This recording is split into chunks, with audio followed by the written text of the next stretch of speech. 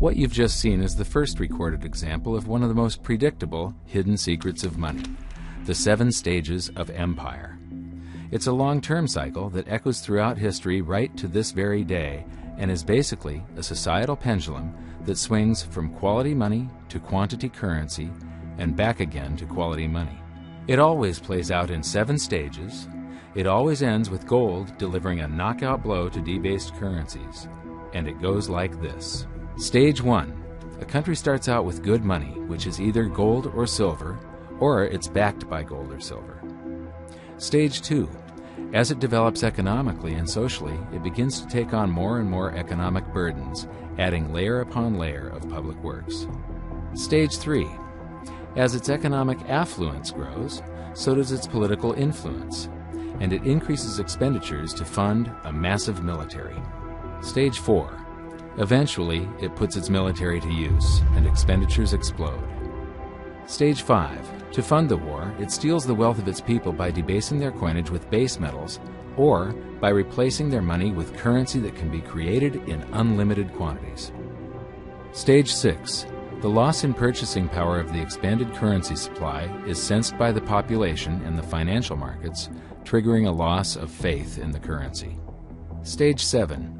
A mass movement out of currency into precious metals and other tangible assets takes place. The currency collapses, and gold and silver rise in price as they account for the huge quantity of currency that was created. This process transfers massive wealth to those who had the foresight to position themselves beforehand in real money, gold and silver. You know, our monetary system basically steals from the poor and middle class and transfers the wealth to the banks. We see this throughout history, and it's just repeating over and over again. What's happening in Greece right now is basically the same thing that was happening back in 407 BC. The deficit spending to fund all of these public works and the debasement of their currency supply caused them to become nothing but a satellite of Rome. Today, they're becoming nothing but a satellite of the banks. Well, that's right. I think one of the problems with gold is people just don't understand it. I mean, for one thing, it's sort of been banished from the curriculum for 35 years. We have going on 2 generations of academics and scholars who have never studied gold. Unless you're a specialist in economic history, you can go back and look at it. Now, when I was in university and even when I was in graduate school in economics, we were still on the gold standard in some form. It was fairly attenuated, but when you studied the IMF and you looked at how they present the finances of a country and the breakdown of the reserves and the capital accounts, gold was a line item in the capital account, and you had to understand how it, what role it played and how it could equilibrate in terms of balance of trade. Well, that's gone. The IMF, Nixon went off the gold standard in 1971, and bright young economic students just don't understand gold. They think it's a joke, or they think it's maybe a commodity trade or a momentum trade. They don't understand that it really is money par excellence. The 7 stages of empire, just as a reminder, started with sound money, and then a country adds layers of public works and social programs, and then develops a massive military, and then puts that military to use, and to pay for the war, it debases its currency supply, which causes a loss of faith in the currency, which then leads to a currency crisis, and gold does an accounting of the expansion of that fiat currency supply that happened over all those years of the first 5 stages. We are in the 6th and beginning the 7th stage. Gold started the accounting in the year 2001. It was $250 then, but we're still in the very early stages of this. Everybody thinks the US dollar is still as good as gold, and it hasn't been since 1971. This is the world monetary systems. From 1873, when Germany went on the classical gold standard, where each unit of currency is backed up by an equivalent amount of gold in the treasury. In the United States, $20 bill, $20 gold piece in the vaults. Go into any bank, slap down your currency, which was a receipt for money, a claim check on money, ask for your money, gold and silver, and they would give it to you. So this shows, this is currency, this is money. Otherwise, there was no reason for any government to store gold in their vaults and then print this currency that was backed by gold. This is what gives confidence in that, and it gives governments the ability to start this scam in the first place, where they print these receipts for gold, and then they can print more of them than gold that exists. And that happened when we got to World War I, and all the combatants stopped redemption rights. You could no longer go in the bank and trade your pounds, lira, marks, francs, no longer redeemable in gold, and they lit up the printing presses and started printing like crazy. Then between the wars, they went on something called the gold exchange standard, where currencies would be backed partially by gold. So in the United States, under the Federal Reserve Act of 1913, the Federal Reserve was allowed to put $50 worth of claim checks on gold, currency in circulation, backed up by only $20 worth of gold. So it was a 40% reserve ratio. For every $20 gold piece in the vault, they could put $50 in circulation. We're the dollars of the nation on parade. We're the biggest batch of dollars ever made. Oh, we used to march by millions, but now we march by billions, and maybe we'll be trillions for your dead. We're the dollars. Then we get to 1944. Now, during both wars, Europe paid the U.S. with gold. During World War I, the U.S. didn't get into the war until the very end of it. We didn't really have troops on the ground here in any quantity until the last 6 months of the war. So for the first 4 years or so, we're selling you all of, you take all of your young men off of the farms and turn them into soldiers. You take your factories that make toasters and they start making machine guns. Your factories that made cars are now building tanks. And so you turn your economy toward war, and all of your consumer goods and your grains had to be imported from the United States, and you paid us with gold.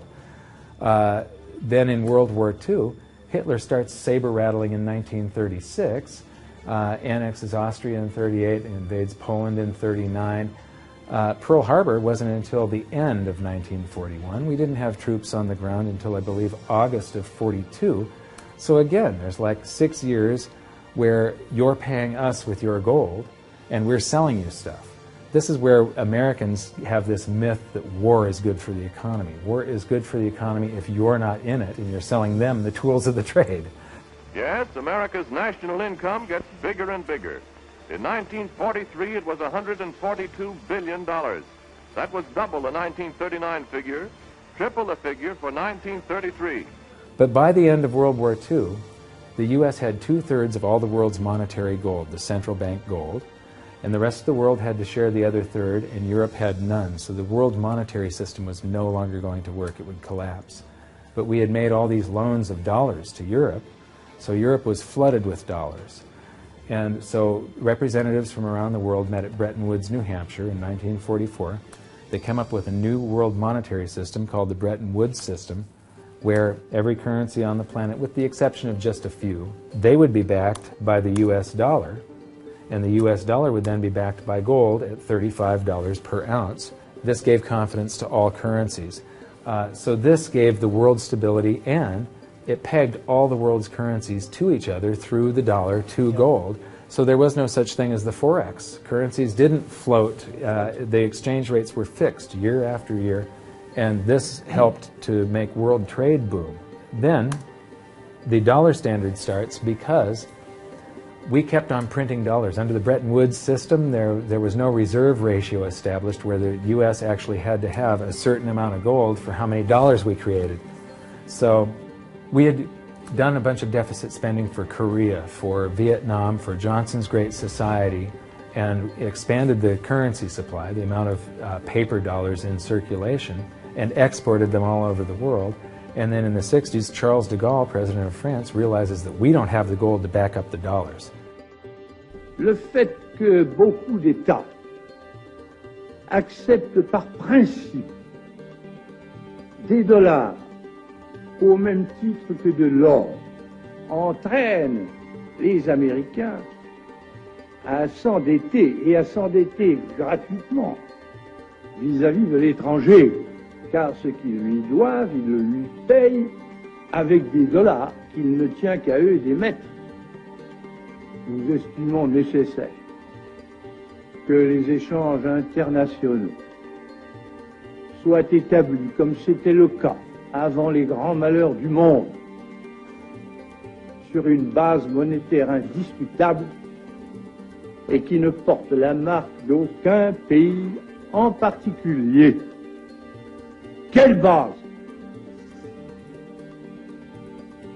En vérité, on ne voit pas qu'il puisse y avoir réellement de critères, d'étalons autres que l'or. And he starts asking, France asks for their gold and trades in the dollars. And at that point, other countries saw this and start jumping on board. And the U.S. lost 50% of its gold from 1959 to 1971. But we still had, in 71, about 12 times more dollars that we had created than there was gold. And this run on the bank, basically, the U.S. now being the bank, this is a giant worldwide bank run, because the U.S., for the second time, had committed a fraud and created more receipts for gold than there was gold. It's that simple. And then finally, the markets sort of sensed this. And Nixon was forced to take us off the gold standard, because if he had paid out gold until it got to zero, once we couldn't pay on some of those dollars, the entire worldwide monetary system would have collapsed. I have directed Secretary Connally to suspend temporarily the convertibility of the dollar into gold or other reserve assets, except in amounts and conditions determined to be in the interest of monetary stability and in the best interest of the United States. In full cooperation with the International Monetary Fund and those who trade with us, we will press for the necessary reforms to set up an urgently needed new international monetary system. And on August 15th, 1971, all the world's currencies became fiat currency. I don't know why the rest of the world didn't rush out and hang him, but they didn't. They just all went along with this. To our friends abroad, I give this assurance. The United States has always been and will continue to be a forward-looking and trustworthy trading partner. There have been thousands upon thousands upon thousands of fiat currencies throughout history, and there isn't one that survived. It is a 100% failure rate. And we started this experiment where all the world's currencies would be fiat currencies simultaneously in 1971. But what we have here, 30 to 40 years, different monetary system, 30 years, 28 years, 39 years plus, what's next? The world is going to have a new monetary system in this decade that we're in. We're going to experience this huge deflationary crash around the world. The world will probably end up on some sort of new monetary system, probably after governments try and print their way out of this and cause hyperinflations of all the currencies, and people will just lose confidence in currency. And what do they always go back to throughout history? Time after time, for the last 5,000 years actually, they always go back to gold and silver. In a world of floating currencies, and that's what all national currencies are today, they bob up and down relative to each other, but they're all sinking relative to gold. That includes the dollar as well as the euro and the British pound and all the others. They're going to continue to lose value, continue to lose purchasing power. Personally, I don't think there's any way of avoiding what is coming. There's no way to fix it right now. There's only a way to either let it wipe you out or to benefit from it.